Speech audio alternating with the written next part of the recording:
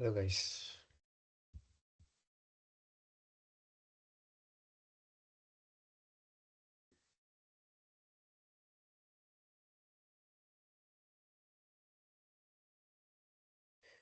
Let me also put this into the element that our meeting has been started.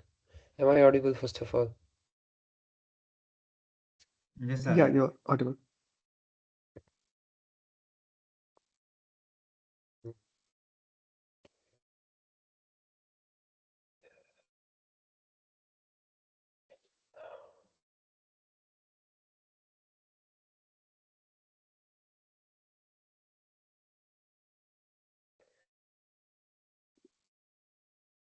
Okay. Sorry.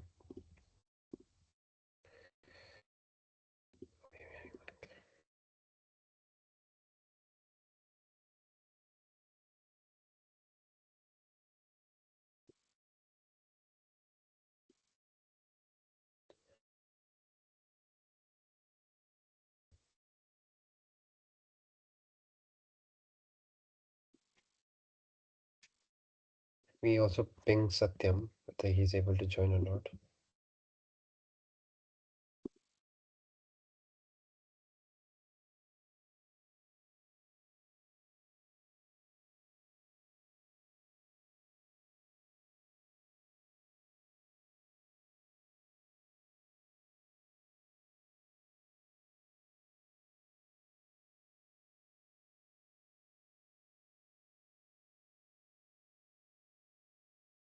Okay, Shankar is here.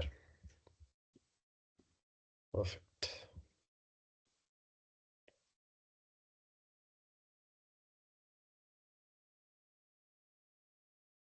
Hey, am I audible? Yes. Hello. Yes. You're audible. Oh, okay. Yeah. Is my screen visible? Yes, sir. Let me change the date. Today is Feb 6th.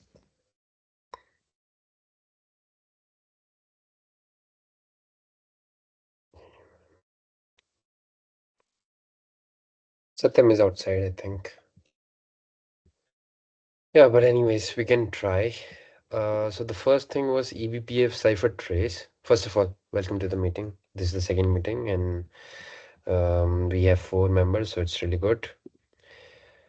Now, on to the agenda. So the first one was like these are the follow-ups from previous meetings that I just cherry-picked and pasted it here. And the first one is eBPF cipher trace. So I remember Curiosity Labs had some recent contribution and commits in this. So yes, I'm just pasting the repository link for the reference.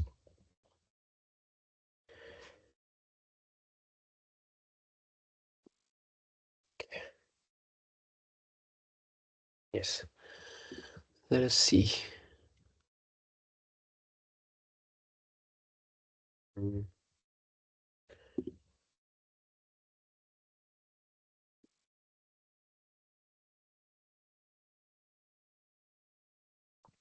Yeah, anyways, even if I see, I'm not able to understand, so it's fine. Yeah, so this is the VF Cyber Trace. Unfortunately, Satyam couldn't make it to the meeting, so maybe in the next meeting we can have a chat. So, anyways, just for the revision, this was working on to tracing the cryptographic library, whatever the cryptographic library for different programming language was being utilized in the runtime. Let's say if you have a client and the other side is a server, you just do a TLS handshake at the moment which library is being called for TLS handshake, for example, OpenSSL, it basically traces that. And not just OpenSSL, once it will trace the library, okay, then what other system calls like function calls are being used within the library, within OpenSSL or within crypto TLS. So they're basically doing like this. And I was working, I mean, not working, I was discussing on the second aspect of this eBPF. The one was earlier one was library TLS library tracing, and the function tracing, whatever is being used in OpenSSL or any other library. Now for traffic is like actually when there is traffic between client and server system. So we were thinking, how can we trace the TLS using eBPF, like the runtime TLS, not the library, not anything, but for the network. For example, how we do the TCP tracing. And then, so the previous thing that we were discussing, like, can we use any other flags in TCP dump, or whether we can use Wireshark, T-Shark. Like, as of now, mostly people use like T-Shark, Wireshark. Let me also type it here. Most people use Wireshark, T-Shark, and then another tool is there, Zeek. It's like very famous tool for monitoring the TLS, TCP. And what they have to do is like they gather like 10 GB, 50 GB of packet capture daily, and then they do the offline analysis on top of it. But this is very hectic. Like, not every system can have the capability to store this much packet capture file and then do the analysis on top of it. So the idea was, how can we reduce this thing? How can we actually not create a PCAP file and only do the tracing of TLS handshake packets, whatever the data traffic, sorry, whatever the packets is coming in your Linux networking kernel, wherever, we just simply try to um, trace those TLS packets. Now I was thinking like, why need to do eBPF? Is there any flags in TCP dump, TSHAC and all? Actually, I couldn't find it. TCP dump with TCP dump. There is some flags, but the thing is, those are majorly for the visualizing part. For example, you can do tshark -y and TLS. This will simply represent the TLS packets, but this is just for the representation. In the underground, in the daemon, it actually captures the whole packet. The whole packet, whole storage is being captured only while looking into this packet capture file. We'll just look the TLS thing. The problem isn't solved. That's why like it's still doing the same thing what Wireshark, TCP dump, T-Shark are all doing. And then other thing was, okay, if that is the problem, then you can also do Zeek. Zeek creates like a very high inspection, low level inspection of TLS packets. So in the industry as of now, a lot of crypto inventory vendors are actually using Zeek, you know, because our company itself is a TCP, crypto inventory vendor. So, and whoever we're talking, Zeek is utilized like very much, and it's a public information, nothing to be hide from anyone. But the problem is still the same. It captures high level, like 50 GB, 100 GB of packet captures. So I did see a video. This was like a TLS tracing using eBPF. I didn't get that time to look into it completely. But the thing was, um, okay, now we have considered the thing, we can actually use eBPF at the moment. Like, it will be a bit complex, but the thing will be, okay, if we can just, like, what do we call it? Probing. We can just do the probing and socket. Um, I don't know. I don't exactly know the term, but we call it socket mapping or socket tracing, something like this. And once, for example, a lot of people are using TCP tracing for using eBPF. They actually trace the TCP packets, even HTTP tracing. Now, once we tell the system, okay, the TCP handshake is done, and then actually trace the next coming packet for this header, it will simply capture the TLS part of the capture and just store it or whatever you do. But the now the storage being utilized is much less, and the resource is being utilized is less. Sorry, I mean very less as compared to any platform like Zeek or any tool like Wireshark, T-Shark, packet capturing. So this is the idea. The only problematic thing here is we will have to implement BPF programs, and the tracing is fine. Even if we capture the packets, it's fine. But those, the traffic, the packets are very like complex. How to show it, how to do the parsing. Parsing part is actually very tough. And it's like a very well-known problem. And whenever you do TCP tracing, HTTP tracing, that parsing part, okay, whatever data you're collecting using eBPF, how to even like how to understand that, how to parse that, how to show that. So that parsing would be a problem. But anyways, I think the next task is for me is to look into this video. But I've done the background homework for, okay, is there any the method, other method? I couldn't find, like the most I could find is Vaishak, Tishak, and Zeke. So I think, and this is not just very specific to the crypto inventory thing. Any vendors who do like TLS tracing, SIEM tools uses these. So I think it will be very much useful in that case. So like I'm very positive about, okay, we can do some experimentation around eBPF for the TLS tracing at least. I'm not putting it I don't want to put a term like crypto inventory. Let's just simply say TLS scanning using eBPF. So I will create a repository for this, repository for TLS tracing using eBPF, right? And then see how we can get forward and look into this video again. I have to watch this video again because this is only done halfway. And I will also have a discussion with Satyam and Nikhil regarding this. And you guys can also join. Maybe in the next meeting, we'll discuss how we have taken this forward. Cool. So I think we have a repository around this, but let me try to bring something else around it. So yeah, PQC and Embed TLS. Embed TLS, as I told you guys, this is for IoT devices. It's basically used in your, Aditya, yep. I have a doubt. Actually, uh, Wireshark was unable to recognize this MLKM algorithm, right? I Yes. think Yes. it used to show unknown. Yes. So how are we gonna go ahead with this It action? shows unknown, but in the bracket, sometimes what you can see is like in the hexadecimal form, it shows Yes, 11C, right? easy. Yes. And that much is sufficient because this is mentioned in the IETF. So IETF says if in the packet capture you are seeing 11 EC in the hexadecimal form, that much is sufficient. You can show it to anyone. Okay, since we are getting this in the packet capture, this is the MLChem, this is the Kyber, and then we Okay. have another for hybrid MLChem. That's the same thing. 11 EC. Yeah. Okay. Yeah. And So Aditya, yep. how you are going to verify, like, so what I understand from the problem statement from the project, that you want to capture packets and parsing it and identify the key elements, what are the libraries being used, what are the functions being called from the OpenSSL through the system calls, right? Yeah, that is for this task. Yes. Okay. So from the packets, from the encrypted packets, you can identify these particular parameters. Is it possible to? Well, I think when you do a TCP dump, then you can't Mhm. see OpenSSL in that case. Okay. But when you do like I think there's a tool called sysdig to do the system call tracing. In that, sometimes Mhm. you can see the OpenSSL binary being utilized. Yes. And Okay. Mhm. yeah, yeah, go on.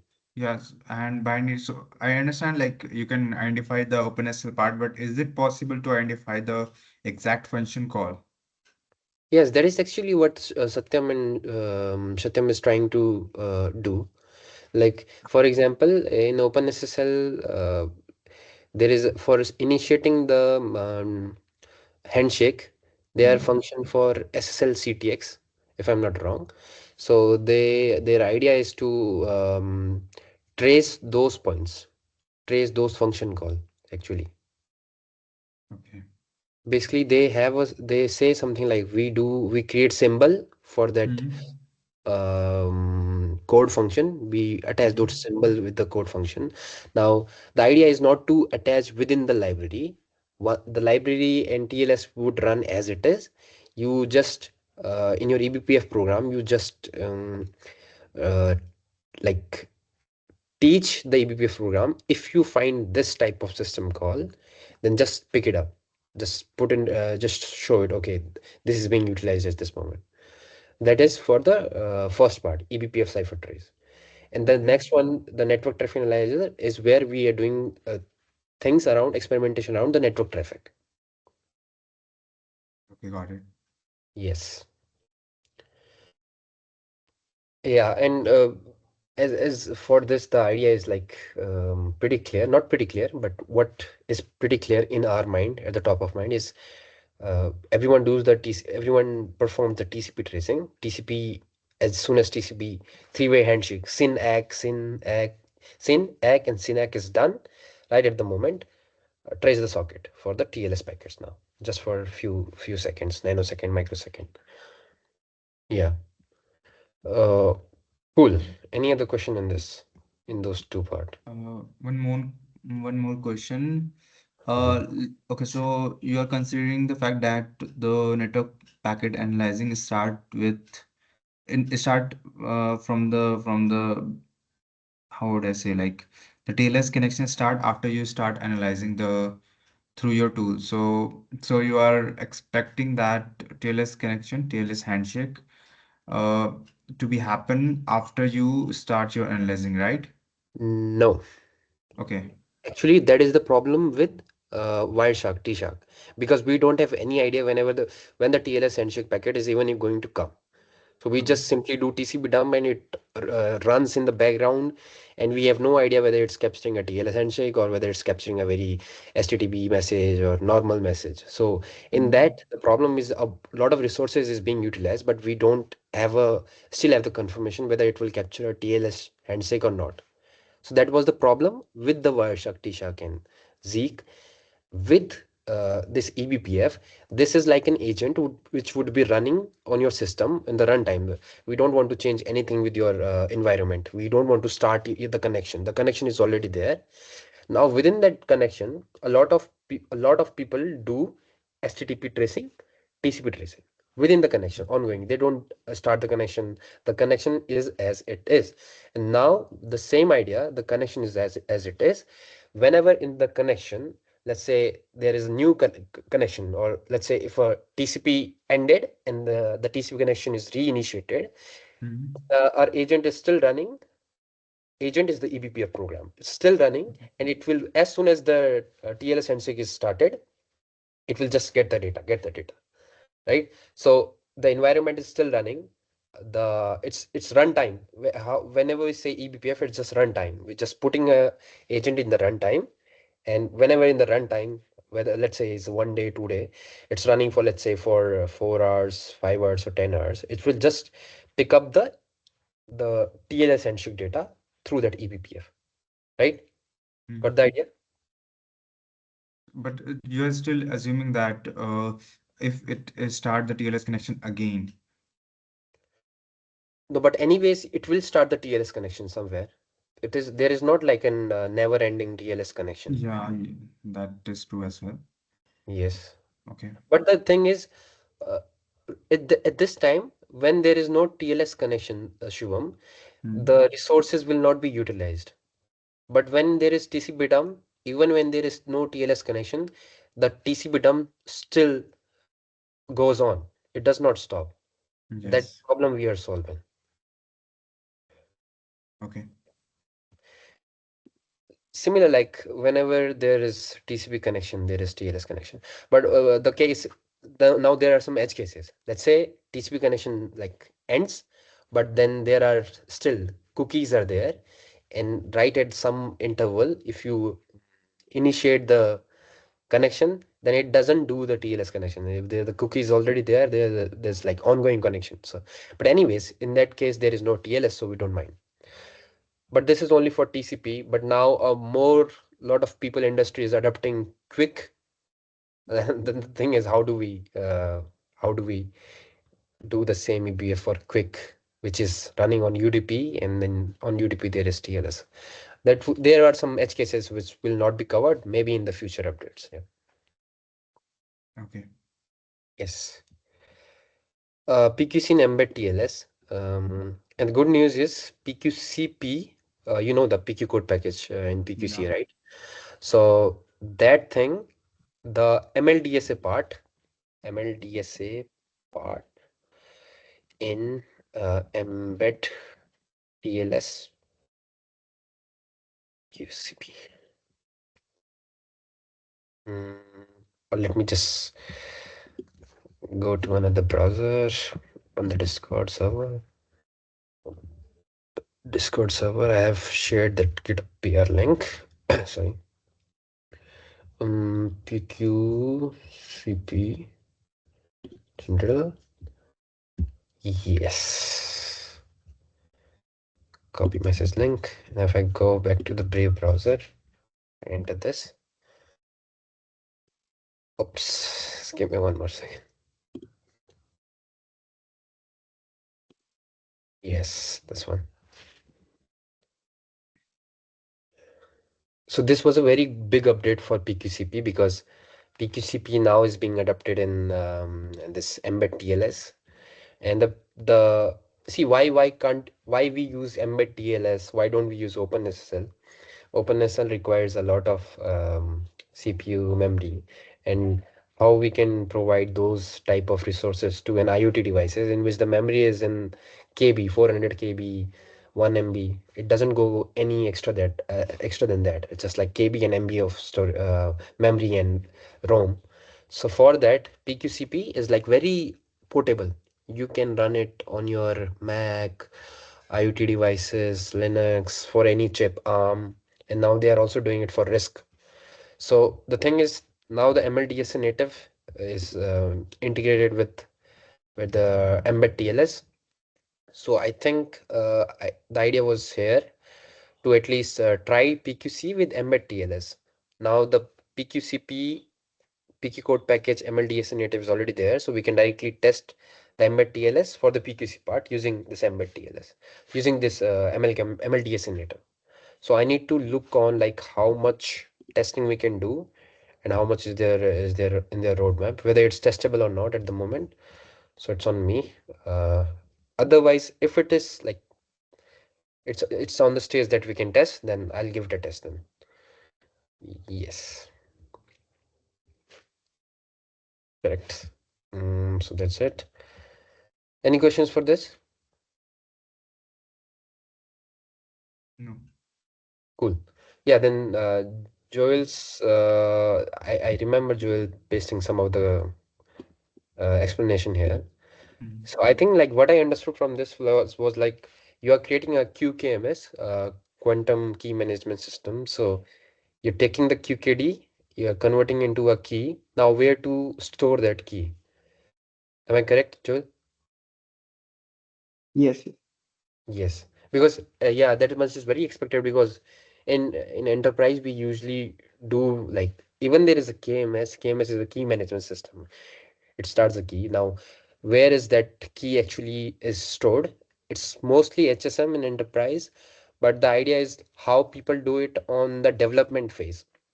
HSM, okay, once the development is done, it's production ready, then we are shifting, then we are connecting to HSM. It makes a lot of sense. But before that, what a lot of people do is they either do go by the database encryption form.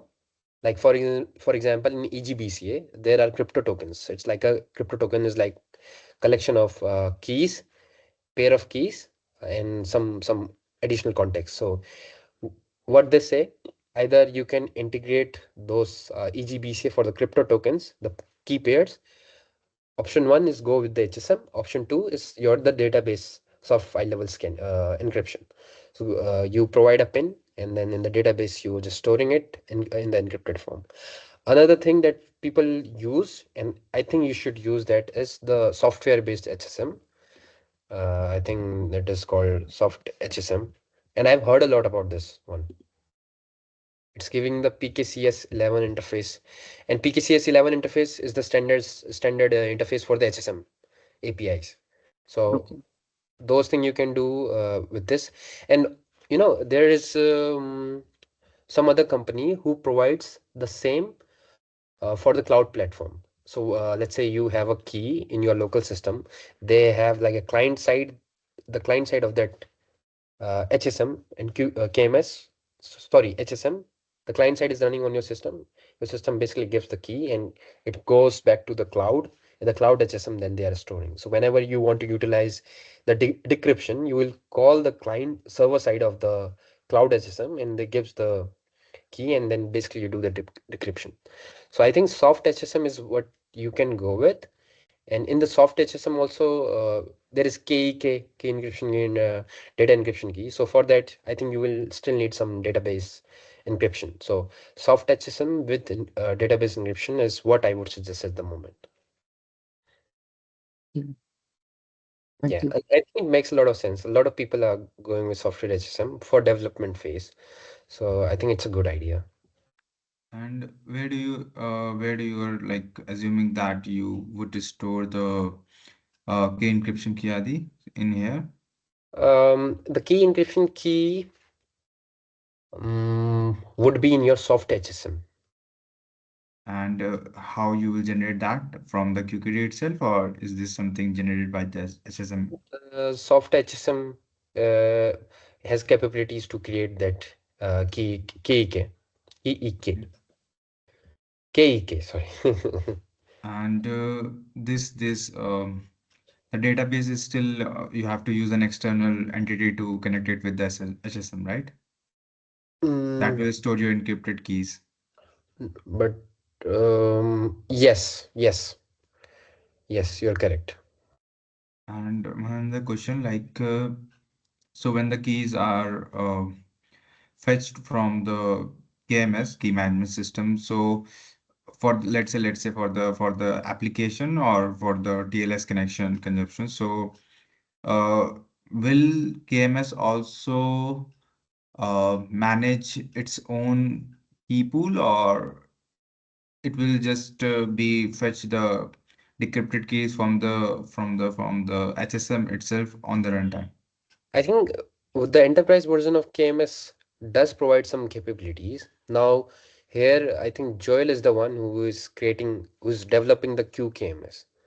Now Okay. that pool part, I think it's a bit advanced, which will be used later. But I think those capabilities KMS usually have, if I'm not wrong. So yeah, maybe in future in the KMS part, those type of pooling would be done. Oh, like okay, so in a simple terms, let's say you are integrating um external entity, a database with the SSM for storing the encrypted keys. Mhm. But I wonder like KMS will also have a local database that will store the decrypted keys, something like that. No, usually don't KMS doesn't have a database shown. Okay, okay. KMS KMS has the mapping, I think. For that Hmm. mapping, the database is necessary or not, I'm not sure. I mean, like Does in the during the runtime, you need to provide those keys for the TLS session or for the application encryption traffic. So it should be a little faster if you are fetching directly from the HSM. yeah, Otherwise, yes, go on. otherwise, like you won't be able to meet the requirements for the TLS connection and the application traffic encryption. But again, if you have a database, if KMS has a database of its own, then it will again become a point of attack for the attackers, like because it has stored a lot of keys and can be point of failure, something like that. Yeah, but HSM itself has storage, right? Yeah. So basically it will use that storage. Even if it's an HSM, it's still a storage. So yeah, maybe the HSM is the one who's providing the storage for it. So, but what you are saying is, in order to make the KMS functioning faster, Mm. you need another database for KMS to do like No, quick. I'm just asking, like, because like um, you can't keep up with the providing the keys to the application traffic encryption and TLS session so fast, because when you fetch the keys, encrypted keys from the HSM, it first decrypt it with the KEK and then send it to the KMS. So maybe that would be a lot. Yeah, but usually the HSM are like really, really fast. Like Okay. you can do thousands of transactions within a second. That's why they are very expensive and very super fast. But yeah, Okay. that the problem is still if we have then two databases, then the KMS database should have the same security level as an HSM have. Then how can we provide that level of security? And Joel, what are the components you have already set up in this complete topology? I've just set up a TLS um, Sorry. using that Nginx. I mean, a TLS. I mean, Nginx proxy server using TLS. Okay. That's all I've set up. We can. I mean, I'm But planning to use that to transfer data. I mean, these keys from the QKD servers to a database or maybe HSM. I don't know. I'm not exactly sure about how to move on with that. see, if you are going with soft HSM, then they Hmm. have PKCS11 APIs. So you don't need to create a TLS connection. You basically use those APIs, PKCS11 APIs for So soft that is HSM. also secure. I mean, Yeah, that is secure. what what kind of protocol does it use? Is it an Now IPsec? I'm not really sure about PKCS11, like what protocol is it's using. The only thing that I know is OpenSSL has some PKCS11 API. So whenever an application talks with the HSM, an Hmm. application could be your KMS as well, it usually go with the PKCS11 API. Now I'm not, I only know the above thing like PKCS11. Now what happens actually happens under the hood, that's I'm not really sure. So Shubham, is there any way I can replace this HSM? Like our setup is purely experimental as of now. So Sorry, I don't get it. Can you repeat? our setup is actually purely experimental as of now. Okay. So do we really need to use an HSM or?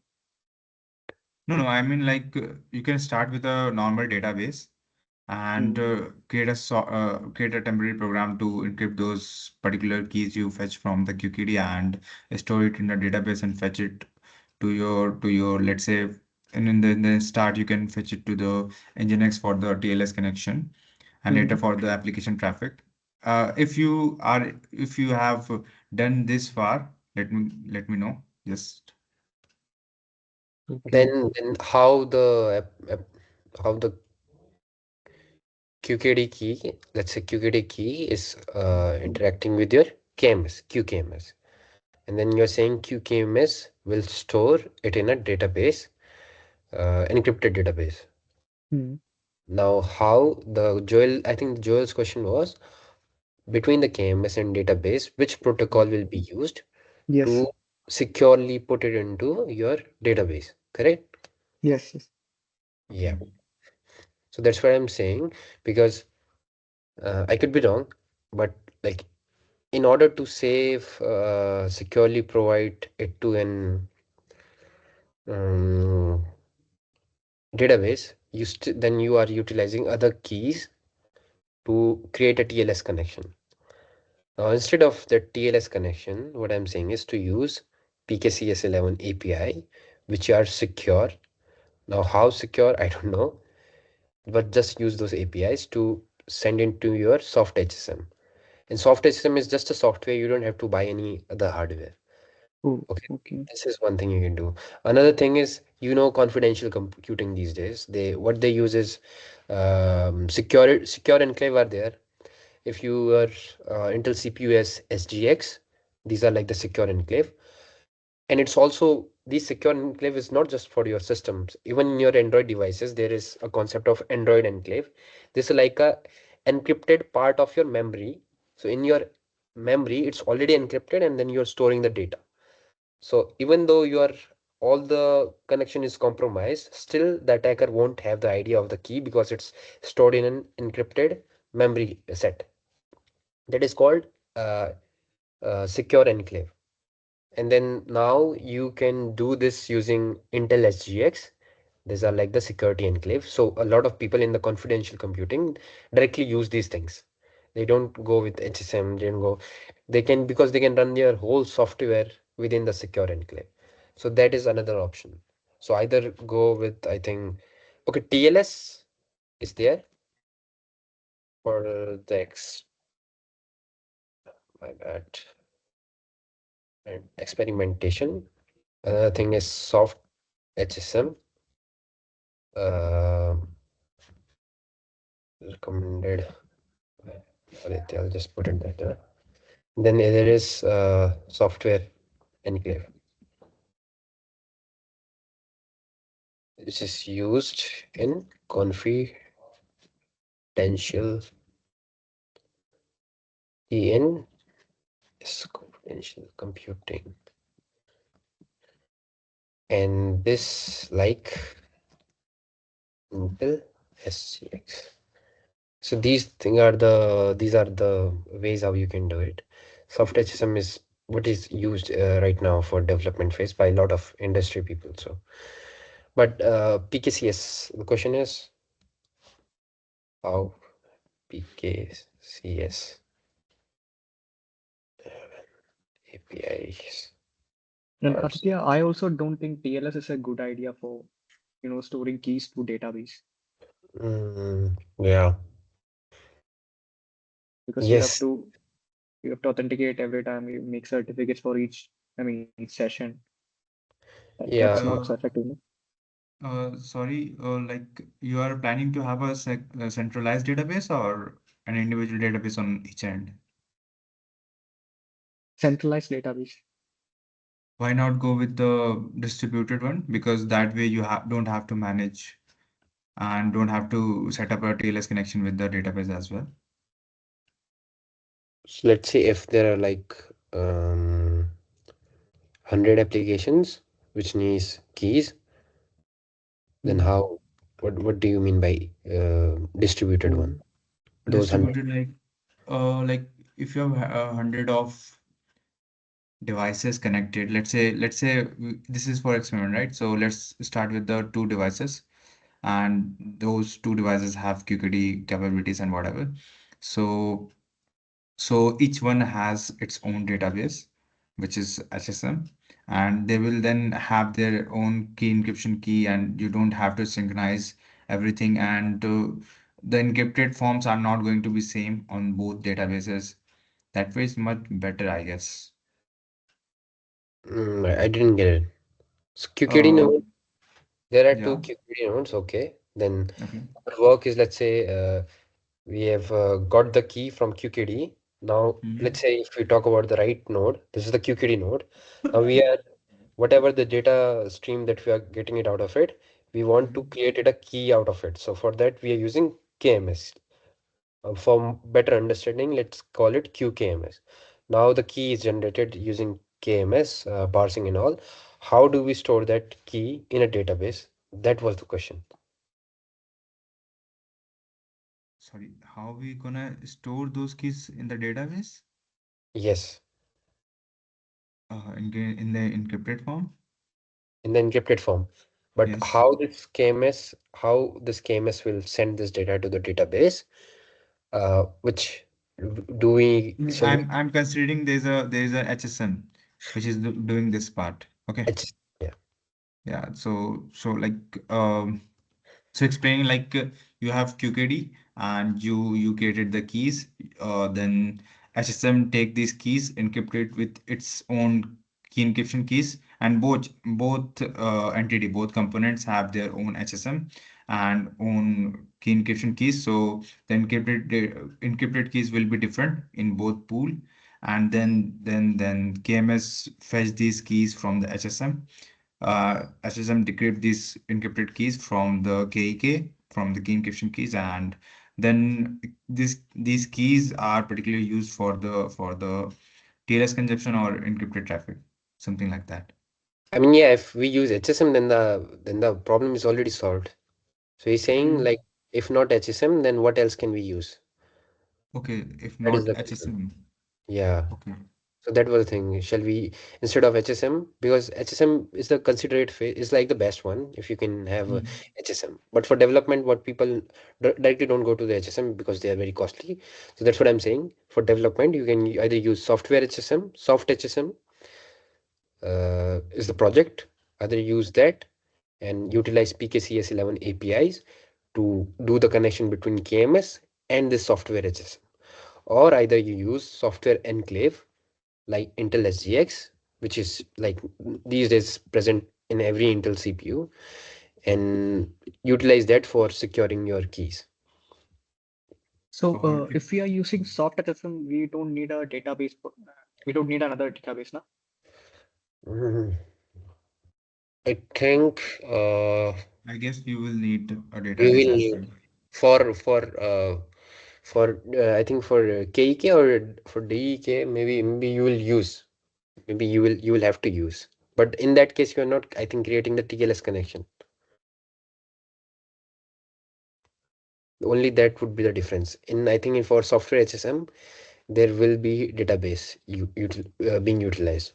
Okay, one question, like why we are using Nginx?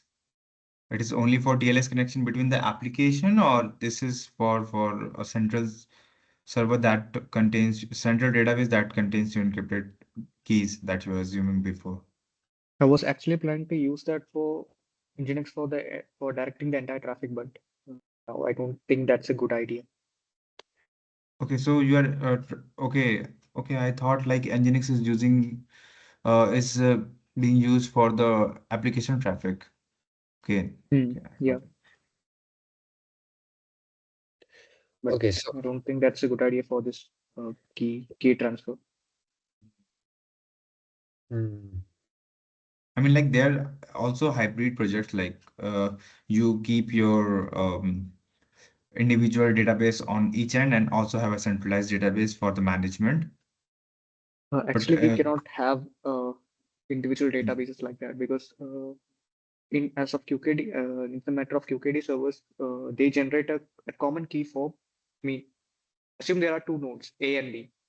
okay, We generate a key on one node A and transfer mhm. that key to the node B. So the idea is that both nodes have the same key. Like for symmetric encryption, we use the same key. No? And how So this key is transferred from one node to another? they have protocols for like, and I think EB. I forgot the protocol name, but Okay, it's and actually a physical, I mean, physics related law, entanglement based transfer. okay, is it through the fiber or through the space on through Both the air? we have both free space and fiber, but my task is Okay, mainly fiber based. okay, got it. and I just searched the PKCS11 APIs typically uses TLS under the hood. But this time the API Uh, calls are standardized. Only that difference. So that means the TLS will be used. protocols are actually BP84 and E91. But that is for the QKD stuff. Yes, that's QKD stuff. Yeah, that's the QKD stuff completely. Yes. Okay, I think can you stop your screen sharing? I want to share something. Okay. Yeah. So Joel, the initial comment was wrong of not using TLS. I mean, the idea is not using a dedicated TLS. We use something called PKCS11, which typically uses TLS. Ooh, okay. Okay. So like I was understanding through this point of view, like you have QKD servers and Hmm. that generate keys and share between each other through some classical channel, let's say fiber. Hmm. In this case, it is Yeah. fiber, okay? So Okay. then you have a soft HSM and maybe you can skip that part, but let's assume that we have an HSM and each HSM has its own KEK, key encryption key, which is different in both cases because they don't have to be synchronized. Then each have its own database, a pool that contains your encrypted key pool, and then the KMS will fetch these keys from the HSM on the runtime whenever some application or some Nginx, let's say if they want your keys for the session, and then these encrypted keys are temporarily stored on a key pool. This is my just hypothesis. And then Mm. these particular keys are being used for encrypting the traffic and for the TLS connection. So initially, I assumed that the Nginx is for the TLS connection between the application. I don't know that Nginx is used to set up, or let's say here, a central server database where your key is being stored. Mhm. And I have one question, Joel, just for the Yeah, Mm. clarification. that's okay. Whatever QKD keys first come, would that first go to KMS or HSM? That should go to KMS, right? KMS, right? Because After that, it QKD, yeah, should go QKD, direct because that towards it. QKD output would not be a like a dedicated key, right? It's just like Mm. a stream of data, and Yes, then yes, how can we parse it to make a key out of it? yes. Okay. Yes, Shubham, after QKD Okay. there will be KMS, and then the once the KMS do the parsing of the key, that key Hmm. will be stored into the HSM. Got it. And then when it wanted to have a decrypted rabbit, then it fetches again from the HSM, right? Yes, KMS Mm. will call the HSM to get the key. Okay, got it. Hmm. Yes. So Nginx is currently Nginx is of no use, right? Yes. Okay, okay, okay, got it. Yeah. So I think give soft HSM a try, just like a open source Yes. project. If Mm. that works, that's good. Otherwise, data encryption is always the way. And then software enclave is also one thing. And is there any open source for the KMS, Aditya? Yes, there are some KMS tools, open source KMS tools, Okay, open so you can source. also give it a try. Like maybe, I Can don't you know. give me some example like for that? If you just do a Google search and you write open source KMS tool, then there's a list of KMS that are available. So go through them, which one is the most widely used, which community is the best one. Maybe you can give it a try. But anyways, you will have to do some changes because the Mm. QKD output is a bit different, right? Yeah. Yeah, so that parsing needs to be done by you only. And they are of different languages, so maybe convert, you have to create a bridge for conversion as well. Sorry, what? Like, so I'm actually searching for a tool, KMS, open source. So it is written in Rust. But Okay. So this that one, would, yeah, sorry. this one. Oh yeah, looking at the same repository. So if your whole application or your KMS, or maybe like your HSM is in different language, then you have to create a bridge in order to convert those APIs to other language, something like that. Okay. Yeah. But if they're like standardized API, if you're using PKCS 11 API, right, then Mm. there's some direct API calls. So I don't think you need to worry about the program language for APIs, but I'm not sure. Okay. Not sure, yes. Because those are standardized APIs. So regardless of what program language you use, those APIs are standard. So you just do API calls. All right. Cool. So I think we'll do the soft HSM way. Give it a try. If it doesn't work, then Okay. we host these meetings like every 2 weeks. So feel free to join. And Joel, it's like you don't have to remove the Nginx, because you can like, so you have to use those keys as well, right? In order to check if it's working or not. So you can use it as a um, raw material for the TLS connection, maybe keys for the TLS connection right now for testing. Oh, Yeah. okay. Because when there is QKD, if we only talk about QKD, if you get the QKD key, then it's mostly symmetric, Hmm. Yeah. right? So TLS doesn't. make a sense if there are two QKD nodes. But let's say if the QKD node is there, then there are like multiple application on one node side. Then for those connection, you can use PQC, and for that you can use any of the keys, any of the source.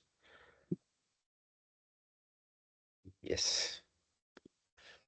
Okay. Any other thing on this part to discuss, or shall we proceed further? No. Yeah. Yes, fifth and sixth are Shubham your thing. So any Yeah, I updates? like Jostle and Bouncy Castle comparison has been done. Let me add, yeah, And the blog is also public, right? yeah. Blog is published. I've added the link in the description of this meeting, so you can add it. Okay. Chat. Copy link.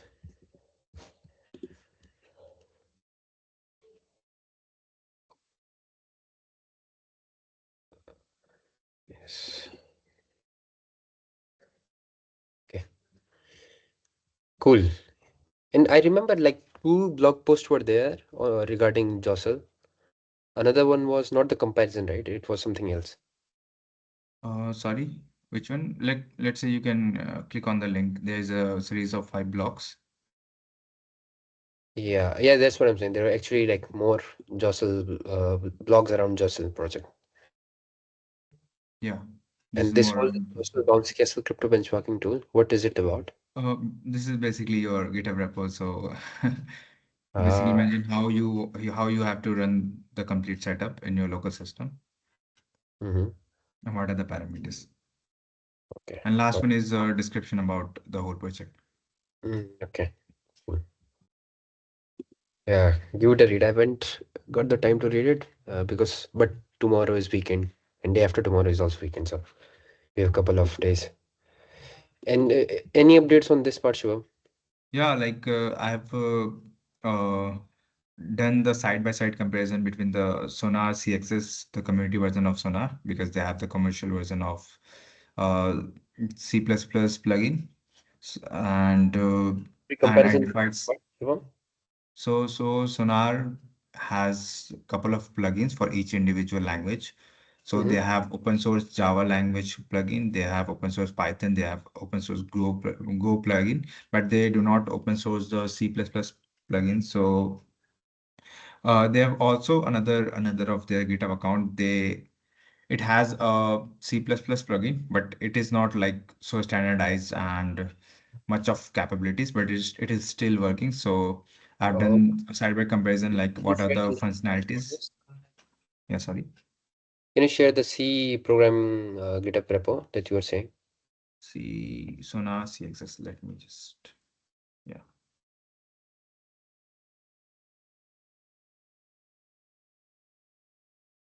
yeah, this one.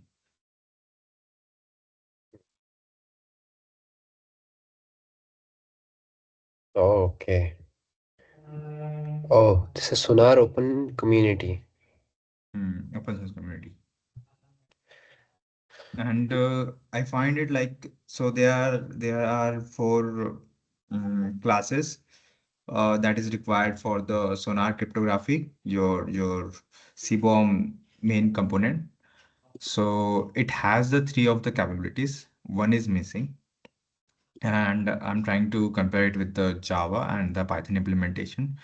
And I've done some of the implementation, but uh, not completely done yet. So maybe another day, something. But my question is, why, if there is already support for C++, then why don't Sonar Cube of PQCA just copy Hmm. paste stuff?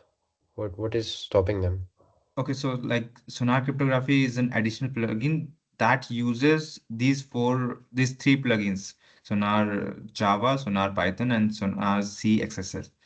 So Sonar Java and Sonar Python has good structured APIs and the 4 major classes like free node and 2 more symbol and 1 more. So there are 4 classes that is required by the Sonar cryptography in order to convert those those code from the scanning part into the AST node, then parsing it, then identifying the functions, variables, and so on, and then categorizing like what are the cryptographic elements you have in this particular repo.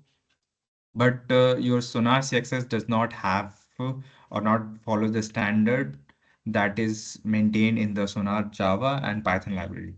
So it is quite Okay. hard. You have to first find those particular libraries if it is supported or not.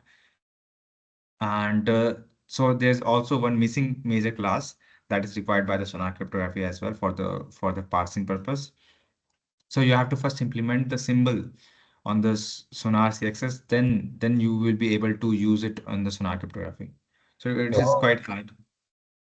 And what library are they targeting? Uh, what library? Sorry. For example, when we say CBOM kit, for Hmm. Java, I do GC and Bouncy Castle. Yeah. For Python, the Pica cryptography, and Go, it's Yeah. using crypto TLS and sorry, Go crypto and Go extended crypto. For Yes. So what are they doing for C++? like I don't see a major update on the C++ language support. Mhm. I will start with the OpenSL. We'll use some basic functions to test it if it's working or not. Then we'll try to add more rules. But to start with the OpenSL, it is the best C++ library, I guess so. Yeah, Best known library in the C++ community. but one thing is OpenSSL has libcrypto and libSSL, right? So maybe you will Right. target libcrypto, is it? Okay. Because why am I asking this? When we say Sonar Cube or CBOM, oh, I have a meeting in 2 minutes. Okay. CBOM kit is using, let's say, have implementation for Go. They are targeting the Go crypto library, Go crypto library or Go X crypto, extended crypto. And then Okay. Bouncy Castle is the cryptographic library. JCA is the cryptographic library. In Python, there is Pica cryptography. That is the cryptographic library. They are not the TLS library. Okay. So that's what I'm saying. Like even in, if there is C and C++, there should be a Mhm. cryptographic library that is widely used, not just for Okay. TLS. TLS protocol, but for cryptography. Because in CPOMKit, they are not catching the TLS function. They are just catching the cryptographic functions. Cryptographic parts, right? Yeah. So now the question is, which is the cryptographic library in C and C++ which is most widely used? It could So be it's liquid the crypto. libcrypto of OpenSSL, or maybe Yes. you'll have to see. Okay. Yeah, but this is really, really good information. I didn't, I didn't have any idea about this C++ support. Hmm. Nice. Okay then, guys. If there is nothing else, I will stop the meeting because I have another meeting. Um, okay then, that's it from my side. Thank you. See you guys, Thank you guys. Have a good day. Bye. and I'll stop the recording. Bye. How can I stop this? Stop recording.